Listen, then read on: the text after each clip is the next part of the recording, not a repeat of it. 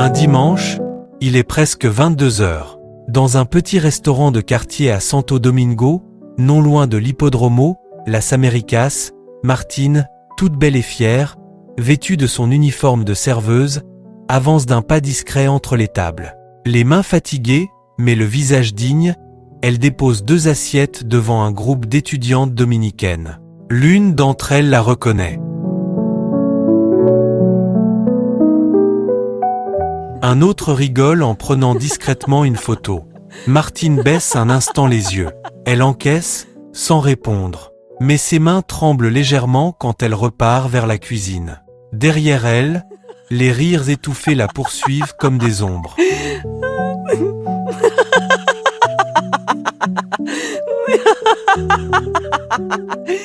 Martine se sent humiliée, découragée, elle sort pour prendre un peu d'air. Elle appuie contre le mur du restaurant, yeux fermés, pensant à ce que son père Gérard et sa mère Monique l'ont avait dit. Promets-moi juste une chose. Reste toi-même. Même s'ils ne te comprennent pas, même s'ils te jugent mal. Sois forte, mais ne perds jamais ton cœur. Va avec la tête haute. Ne laisse personne te faire croire que tu ne mérites pas ta place. Et ce soir, c'est ce que moi je te dis, Martine.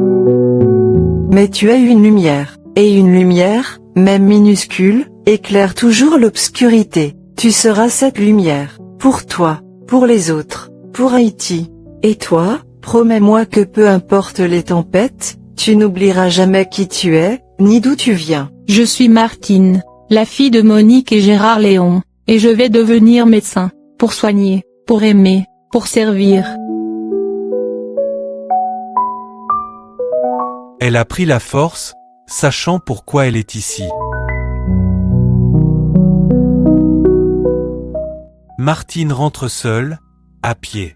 Il est presque minuit. Le quartier de Hippodromo est calme, les réverbères clignotent. Elle monte lentement les marches de son petit logement.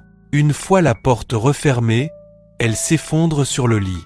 Elle regarde son téléphone, hésite, puis appuie sur le nom de Patrick. Martine, voix basse, fatiguée, au bord des larmes.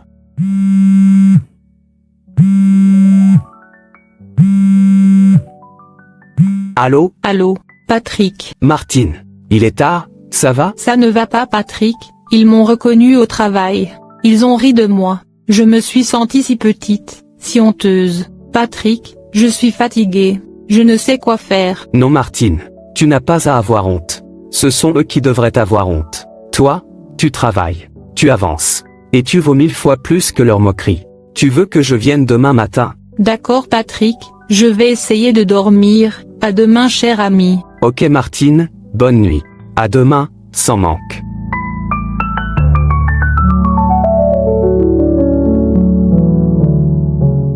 Martine n'arrive pas à dormir. Elle s'assied près de la petite fenêtre de sa chambre, une couverture autour des épaules. Elle tient dans sa main une photo de ses parents, prise à Gressier. Elle murmure. Je ne dois pas abandonner. Je dois toujours me rappeler ce que mes parents m'ont dit. Aide-moi mon Dieu, donne-moi la force de continuer. Je ne suis pas seule, je sais que tu es là avec moi. Au loin, les sons de la ville s'éteignent peu à peu, et malgré les larmes, elle retrouve un peu de lumière intérieure.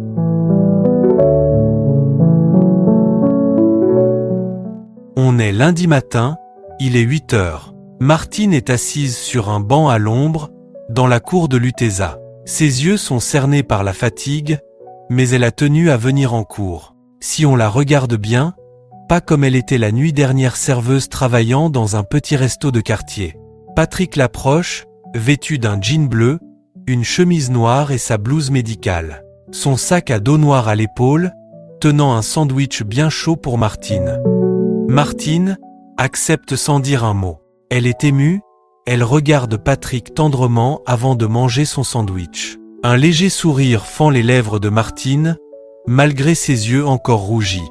Elle mange tranquillement son beau sandwich et Patrick s'assoit à côté d'elle sur le banc en bois dans l'idée de faire disparaître toute la tristesse de Martine. N'oubliez pas de s'abonner, d'aimer, de commenter et de partager.